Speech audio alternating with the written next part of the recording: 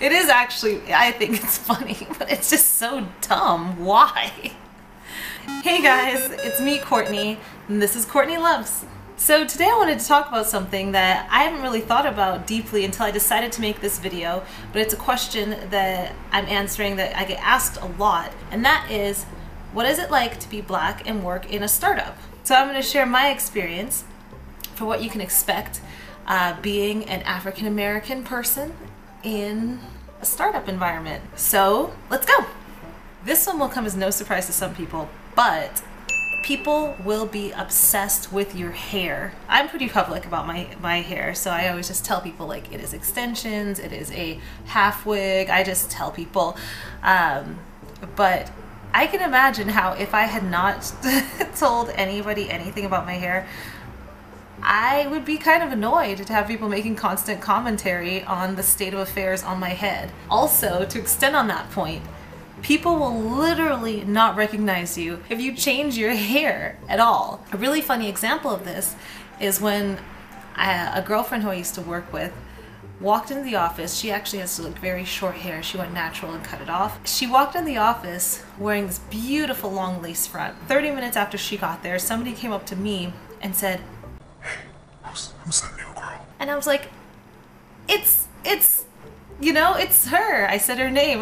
They were like, oh, and I was like, you gotta just look at this part. Look at the face and the body. How is this difficult? But it's happened to me too. Or if you have a similar hairstyle, people will mistake you for each other, which is so weird when you think about it. But I've always thought that was hilarious. Secondly, people will assume that you are friends with the other person that is the same ethnic background as you are. It does not matter if they are from like Amsterdam and you are from like Uruguay, but you just happen to have the same ethnic background. Which I've actually gotten that a lot in my life too, where people will just be like, oh yeah, like you, oh yeah, your friend says it's her birthday this week, right? And I'm like, I don't know that person. Why? Like we're not friends, we're not cousins. We just happen to work together. I don't know how to feel about this assumption. The third thing is that sometimes you will wonder if you were a diversity hire. And thank God I've been working with like amazing organizations and amazing people and fantastic teams that do not make me feel this way. However, I have also been in organizations where I've sat there each day and thought, wow, I was clearly a diversity hire. That unfortunately you do have to wonder. But eventually you'll find an amazing company, or maybe you'll never have this experience and you'll never wonder. The fourth thing is that I notice that people will tend to come to you as a point of reference for like every other African American person they've ever met. And I don't know why this is a thing in the Bay Area in particular. I think it's because like there are unfortunately in a lot of companies not a ton of representation for African Americans. But for example, people will be like, is it okay for me to say woke? So how do I use like on fleek? I had this woman come up to me who would always use me as a reference for slang, and she just did not seem to get that like I'm learning this alongside of her. Girl, Urban Dictionary. You Urban Dictionary it just like I have to Urban Dictionary it. I didn't make it up. I used to get that quite frequently.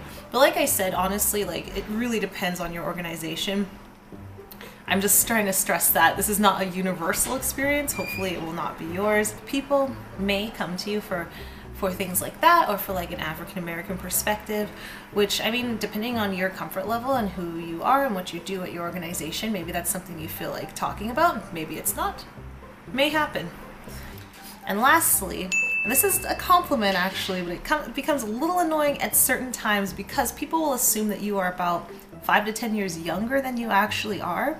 So depending on your position in your company or what you are like trying to achieve or how supportive and good your managers are, this can be a hindrance. And I have definitely had people talk down to me or belittle my perspectives or opinions or my input because they think that I am 21, 22, when in reality I've been in my career for about 10 years now.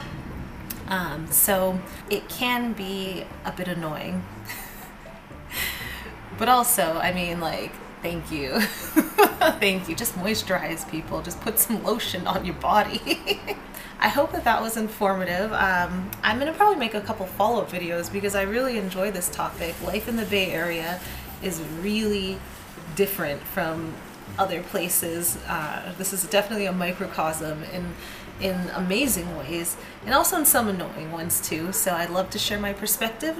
You know, like and comment. Let me know what you think about this video, and I'd be happy to talk about my other experiences in the Bay in terms of like finding apartments to live in, driving, just things to do, and it's what I love to do. So let me know what you want.